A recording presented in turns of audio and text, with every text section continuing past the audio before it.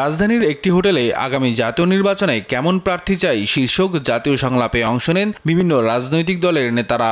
হতে হবে একজন সৎ, আদর্শ ভিত্তিক, ন্যায়, যিনি দুর্নীতি করবে না, কারণ দুর্নীতি বাংলাদেশকে আজকে কোথায় নিয়ে গেছে সেটা আমরা সবাই বুকে রক্ত দিয়ে আমরা এটা উপলব্ধি করছি।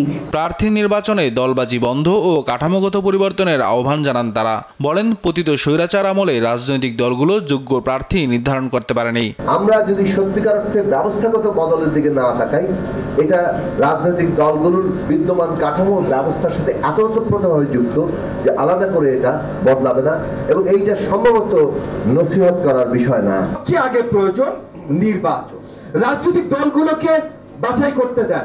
আজকে কোনো একটা বড় দল বা ছোট দল যদি সঠিক বাছাই করতে না পারে, তাহলে আগামীতে জনগণ তাদেরকে আর বেছে নেবে না। একটা জিনিস ভুলে যেন না ভাই, সত্যিকার অর্থে 2001-এর পর ভালো কোনো প্রপার নির্বাচন হয় নাই।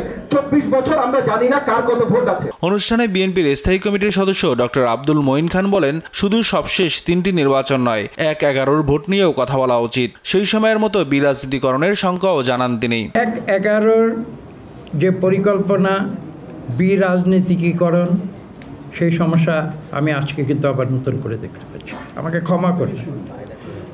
ক্ষমা করবেন। আমরা দেখতে পাচ্ছি তার একটি ইঙ্গিত আজকে নতুন করে এখানে চলে এসেছে। জাতীয় প্রেস ক্লাবে আলোচনায় অংশ নেন দলটির স্থায়ী কমিটির আরেক সদস্য গয়েশ্বর চন্দ্র রায়। এ সময় জনগণের ধৈর্যের বাঁধ ভাঙার আগেই নির্বাচন দেওয়ার আহ্বান জানান তিনি।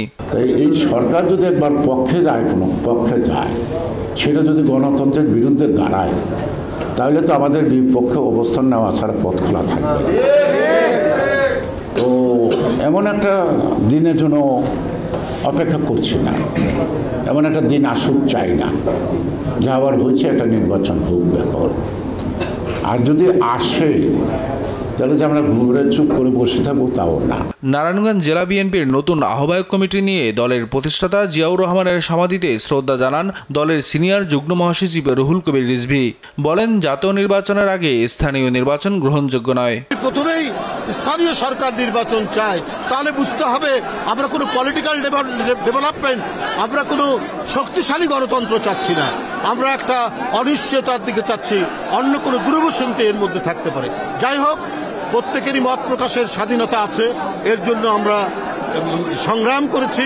আমার বিশ্বাস, রাজনৈতিক ক্ষমতা জনগণের ইচ্ছার প্রতিফলন হয়ে পলিটিক্যাল লিডারশিপের মাধ্যমে সব নির্বাচন সবকিছু হোক, এটাই জনগণ কামনা করে। ফ্যাসিস্ট শেখ হাসিনার পতন হলেও দেশে এখনো গণতন্ত্র প্রতিষ্ঠিত হয়নি বলে মন্তব্য করেন রুহুল কবির রিজভী।